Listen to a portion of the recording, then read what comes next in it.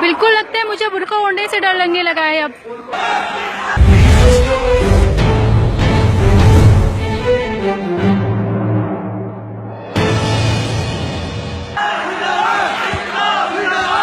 हम हापुड़ से हैं। हम यहाँ इसलिए आए हैं कि यहाँ ये जो मोमडन है, दलित लोग हैं, इन लोगों के साथ नाइंसाफी हो रही है। तो ये मोदी जी को देखना चाहिए, रुकना चाहिए, इंडिया में देखना चाहिए कि नाइंसाफी हो रही है तो उन्हें बोलना चाहिए। अब जैसे कि ये है जुनेद है, अखलाक है, अब सलीमुद्दीन को मारा गया, नजीब है, तो कब तक जो है गौ मास के नाम पे या मतलब धन के नाम पे लोग कब तक अपनी जान गंवाते रहेंगे। ये गलत है। इंडिया में जो हो रहा है गलत हो रहा है। ये नहीं कि मोमडन के साथ भी, दलित लोगों के साथ भी गलत हो रहा है, तो ये सबके साथ गलत हो रहा है। इसमें सबको बोलना चाहिए, ना ही मोमडन, ना ही दलित, ना हिंदू। जब सब लोग एक होंगे जब ही भारत स्वच्छ होगा। हम तो यही आवाज उठाना चाहते हैं कि मोदी जी जो हैं वो ये देखें कि मतलब इंडिया में क्या हो रहा है। बाहर से जो है वापसी आए, वो घूमते रहते हैं, वो बाहर से इंडिया में आए, ये देखें कि हाँ मेरी जनता परेशान है।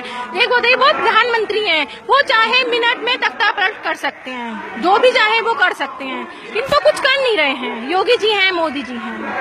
गाय के नाम पर जो ये हत्याएं हो रही हैं, गाय की जिंदगी की ज्यादा कीमत है, इंसान की जिंदगी की ज्यादा कीमत है। लेकिन वो तो बिल्कुल सोते रहते हैं। जो मोदी जी हैं वो सोते रहते, विदेश यात्रा पर रहते, वहाँ चले जाते। उनको खुद भारत में रहना चाहिए। और ये कहते हैं, मोदी जी कहते हैं कि देश बदल रहा है, देश बदल नहीं रहा है, देश और ज्यादा बिगड़ रहा है। यही मांग लेकर के आए हैं कि हम लोग गाय के नाम पर जो ये हत्याएं हो रही है ये बंद होनी चाहिए। मैं अब पूरी ये जो हमारी जो सरकार है, योगी सरकार, ये एकदम बेकार सरकार है। हम इस सरकार से बिल्कुल भी खुश नहीं है, क्योंकि जो मोदी जी कर रहे हैं मुसलमानों के साथ में, दलितों के साथ में, वो होना खत्म हो जाए और यहाँ पे मुस्लिम सेफ महसूस करें। बस मैं ये चाहती हूँ। ये सेफ्टी नहीं है। ट्रेन में सफर कर रहे हैं लोग, वो बिल्कुल भी सेफ्टी नहीं है। क्या सोच के हम लोग सफर करेंगे? हम तो बुर्का भी ओढ़ के सेफ्टी में महसूस नहीं करेंगे। बिल्कुल लगता है मुझे बुर्का ओढ़ने से डर लगने लगा है अब। मैं बुर्का और नकाब लगा के घर से निकलती हूँ इसी को लेके, जो आए दिन लोग मर रहे हैं, इस वजह से मुझे डर लगता है बुर्का ओढ़ने में। फैमिली वाले तो सेफ्टी बोलते हैं, ठीक से जाओ, पहुँच के फोन करो, घर आने से पहले फोन करो कि हम लोग चल दिए हैं। बस हम सेफ्टी चाहते हैं मोदी जी से कि मुस्लिम लोगों को भी सेफ्टी मिलनी चाहिए इंडिया में, बस ये चाहते हैं। मैं ओखला से हूँ और मेरा नाम मकसूद आलम है। ये 1 साल से जो लाइंचिंग का ये जो सिलसिला शुरू हुआ है, उस लाइंचिंग की एक ये कड़ी है जिसमें बल्लभगढ़ एपिसोड सामने आया। इस बल्लभगढ़ एपिसोड से हम एहतजाज करने के लिए आज जंतर मंतर पे दूसरी बार यहाँ आए हैं। मुस्लिम होने की हैसियत से हमारे अंदर ये एहसास है, तो हमें ये हसास होना पड़ेगा।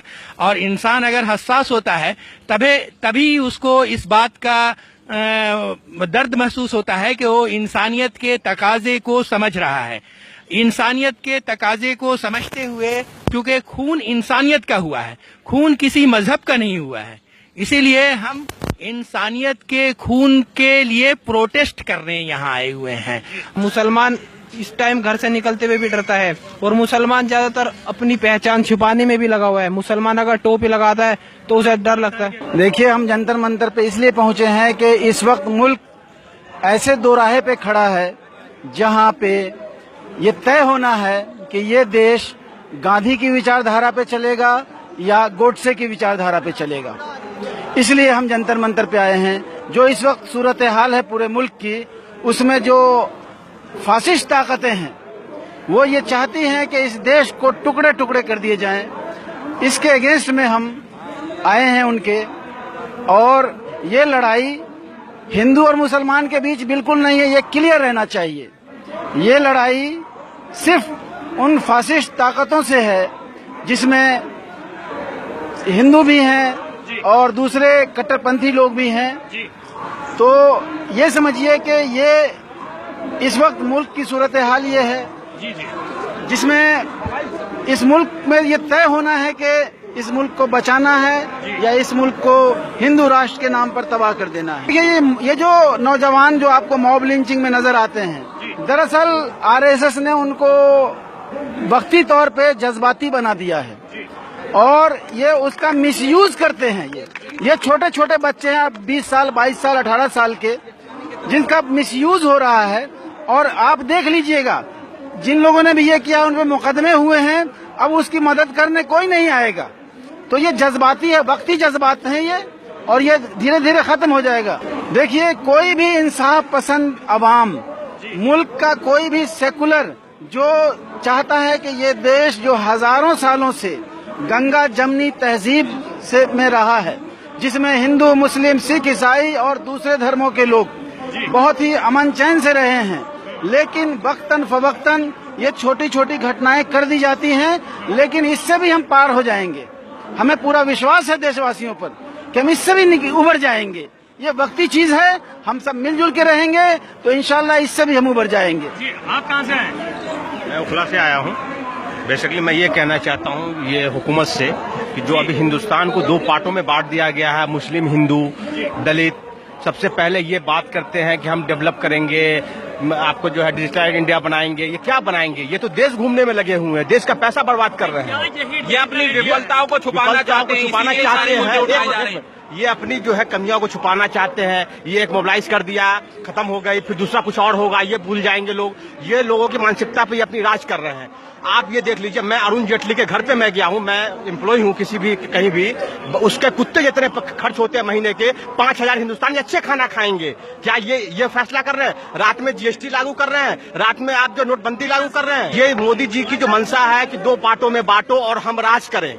मोदी जी को पता होना चाहिए एक समय ऐसा आएगा कि यही हिंदुस्तान के सारी अवाम हिंदू मुस्लिम एक होकर इनको खदेड़ कर हिंदुस्तान से बाहर फेंक देगी। और अरब सागर में भी इनको चैन नहीं मिलेगा, कहीं भी इनको जगह नहीं मिलनी है। जो ये गुजरात में करके आए हैं, ये छुपा रहे हैं, ये छुपने वाला नहीं है। मैं आपको फर्स्ट ऑफ ऑल ये बताना चाहता हूँ, जो नरेंद्र मोदी है वो फेल्यूर पीएम है आज तक के इतिहास के। जो आरएसएस के जो एक प्रचारक है, और आरएसएस वो है जिसने नागपुर में तिरंगा तक नहीं फहराया, वो देशभक्त पार्टी कैसे हो सकती है? एक नाम बताओ मुझे आपका इस इतिहास में हिंदुस्तान के, जिसने आरएसएस का एक आदमी हो, जिसने गोडसे की संतानें इस देश को कैसे आगे ले जा सकती हैं? ये संतानें, हम लोग यहाँ पैदा हुए हैं, हमारे बाप दादा की मस्जिदें यहाँ है, कब्रें यहाँ है। हम वो लोग हैं जिन्होंने ताजमहल दिया है इस हिंदुस्तान को। हम लोग वो हैं जिसने हमेशा हिंदू मुस्लिम सिख ईसाई पे चले।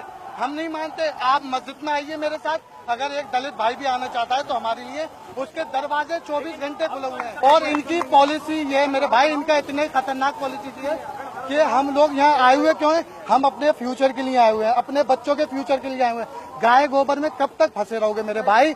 देश चांद पे जा रहा है, आप गाय गोबर से ही नहीं निकल पा रहे। देश का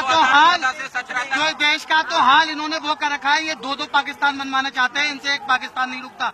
अगर एक प्रधानमंत्री इंदिरा गांधी जी थी जिन्होंने पाकिस्तान के 2 टुकड़े कर दिए, और ये पाकिस्तान बनवाने की बात करते हैं दूसरा। मगर हिंदुस्तान का मुसलमान, आपको इसी चीज से पता होगा कि हमारे 30-35 भाई अब तक मर चुके हैं, फिर भी हम अमन पसंद है और हम प्रोटेस्ट कर रहे हैं।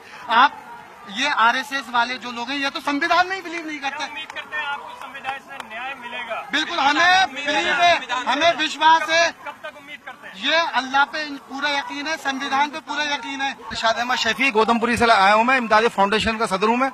लेकिन मुझे तकलीफ बात की, मैं इस वजह से आया हूँ कि हिंदुस्तान के अंदर लोकतंत्र की हत्या हो रही है।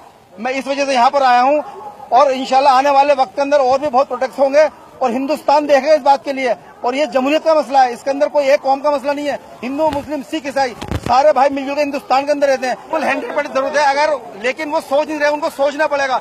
अगर वो सोचते तो आज कहीं पहलू खान शहीद नहीं होता, आज कहीं अखलाक शहीद नहीं होता, आज कहीं नजीब शहीद नहीं होता, और आज कहीं जुनेद शहीद नहीं होता। आज सारे अपनी माओ के पास होते, अपनी बहनों के पास होते। लेकिन हिंदुस्तान लोकतंत्र का गला घोट रहा है और इंसानियत के खिलाफ जा रहा है, और अल्लाह की लाठी बेआवाज है। जब वो पड़ेगी तो भागने का रास्ता नहीं मिलेगा बुजुर्गों, ये मसला है।